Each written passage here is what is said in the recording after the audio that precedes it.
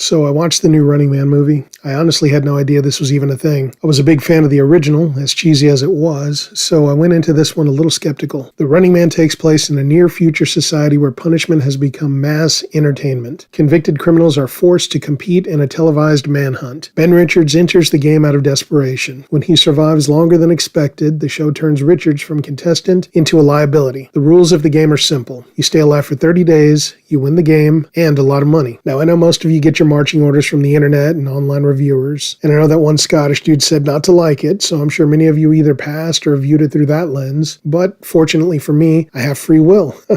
And I make up my own mind about things. So in spite of bad reviews and underperforming box office and poor reception from YouTubers, I thought it was very entertaining. It was directed by Edgar Wright. He directed Shaun of the Dead, one of my favorite movies, Hot Fuzz, which was not bad, Scott Pilgrim vs. the World, which I wasn't a big fan of. So it looks like he does a lot of stuff with Simon Pegg. He also did Ant-Man and some other things that I haven't seen, so not a bad resume. Let's talk about the actors. The Running Man himself, Ben Richards, is played by Glen Powell. When I looked him up, I was surprised at how long he's been acting. He's been doing a lot of bit parts for a long time, so I guess he finally paid his dues and is doing the lead actor job now. He first came onto my radar when he did that movie with Sydney Sweeney. I can't remember the name. That was like a rom-com. Yeah, some people don't like Glen Powell. I think he could be the next big action star. Actually, now that I think about it, I think Glen Powell would make a good Batman. But yeah, he was being wasted in rom-coms, so hopefully this is a start of a new trajectory for his career. I think the role of the wife was completely miscast. Racist. Jamie Lawson played the wife. The character's name was Sheila Richards. The main character's entire motivation was revolving around her. Well, her and the child, but mostly around her. And when your entire motivation comes down to love, shouldn't you choose an actress that has universal appeal? Racist. If you have an actress that's sympathetic, objectively attractive, the kind of girl that dudes want to take for an ice cream and women want to have like a sleepover with, that's the kind of girl you're supposed to cast in these parts. That way the viewing audience can get it. They can understand, okay, I see what they're doing there. I get it. But I didn't feel that at all here. She was kind of abrasive, tough, loud, no nonsense, strong woman archetyped who worked at a strip club who totally wasn't doing anything extra to earn extra money. And racist. I just didn't get it. So her as a motivation, for me, that didn't work. And then there was Josh Brolin as Dan Killian. He was the evil producer that ran the whole show. Essentially, he was the Richard Dawson guy from the original.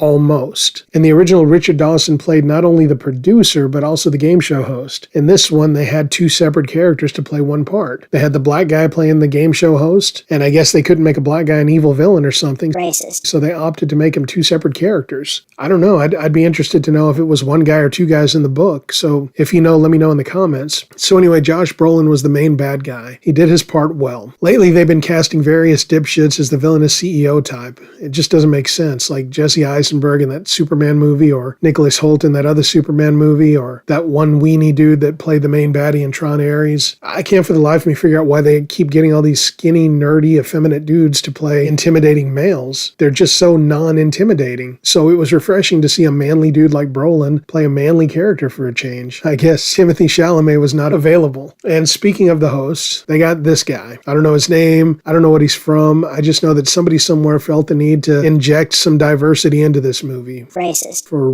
representation or whatever. My thoughts? If they really wanted a black guy for this part, they could have just put Steve Harvey there, which would have made a lot more sense. You see, in the original movie, Richard Dawson was the host of The Running Man show, and he was the real-life host of Family Feud back then. Steve Harvey is the current host of Family Feud, so it would have been a great nod to that if you put Steve Harvey in this role. And I often wonder why such obvious things are not utilized, but yeah, they got the representation, I suppose. Racist. But it felt forced because there was no reason for it. Steve Harvey would have been a reason for it, and I probably wouldn't have given it a second thought other than, I see what you did there. But instead, they split the role. They got their black guy, just not a bad black guy. Then they got the white guy, and of course, he's the evil guy. Then there was this girl. I spent the entire movie thinking it was the same girl that played Supergirl in the Flash movie. Racist. She actually looks exactly like her, but it turned out to be somebody else entirely. And that sort of backs up my assertion that I made in this video.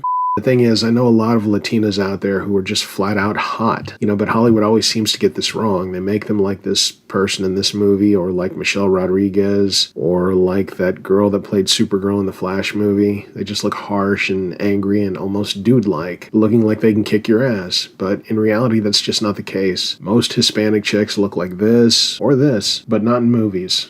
Michael Cera was in this. He's sort of the nicer version of that Jesse Eisenberg asshole. I like Michael Cera. He seems harmless. In this one, he played sort of a conspiracy theorist guy, or I don't know, not really a conspiracy theorist, but something like that. Then there was the badass hunter guy played by this dude. The last time I saw this dude in anything was when he was in that show Pushing Daisies. I thought he was a complete and total nerd in that, so to see him cast as a tough guy in here, I just don't see it. I guess I want the bad guy to look like somebody that could kick my ass, but this guy, I could take him easily, so I couldn't take him seriously. All that being said, I thought this movie was extremely entertaining. It was sort of a cross between Hunger Games, Fast and Furious, and Running Scared. If you're unfamiliar with Running Scared, it's a Paul Walker movie, and you should definitely watch it. It's nonstop from start to finish. Each time the character in that movie gets to a new stopping point, he has to deal with an entirely new situation with entirely new people, similar to how Running Man did the same here. And that's what threw me off about a lot of the reviews. People were complaining about the pacing. It was nonsense. The pacing was fine. I think that's just something someone said offhand, and everybody else liked the way it sounded, so they kept repeating it, because this thing was non-stop. And every time he ran somewhere new or different or whatever, it was sort of a peek into what different aspects of life were like in this near future dystopia. We got the rich part of town, the middle class part of town, the poor part of town, the rural areas. The filmmaker covered every aspect of life in this world. It was all reflected in a recognizable way while maintaining the whole futuristic aesthetic. I had some other minor complaints that I didn't see anybody else mention. Maybe you're not supposed to say stuff like this, I don't know, but has anyone noticed how in movies lately, when the main character is a straight white male, he always has to have a biracial baby? What's that about? I guess it's because it leads to the black wife. Racist. If there's one thing we know about movies, black female representation is very important. They say it's about diversity, but let's be honest. They prioritize black women. And when everything is the same, is that really diversity? Racist. Then there was the aforementioned Supergirl doppelganger. She was clearly there to check a couple of boxes. Then there was a kid on the street with a heart of gold who took Ben Richards home, and his big brother was a hacker, because apparently all black dudes are hackers now, just like War of the Worlds. Now, I haven't looked it up, but I'm thinking that most hackers are nerdy white guys. Racist.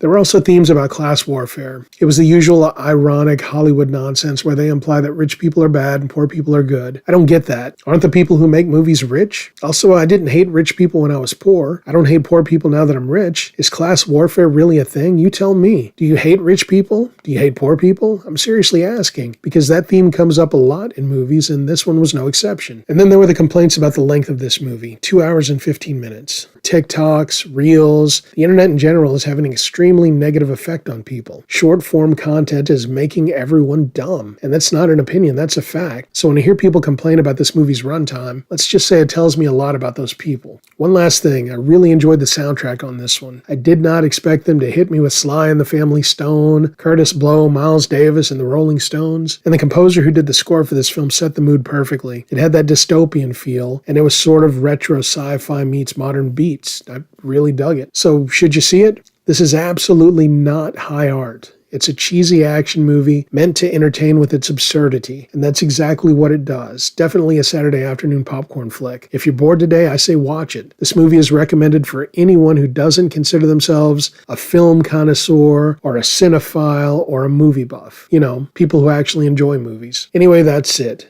Am I right? Am I wrong? Let me know all the reasons I'm an idiot in the comments. Like, share, subscribe, click notifications, and I will see you next time.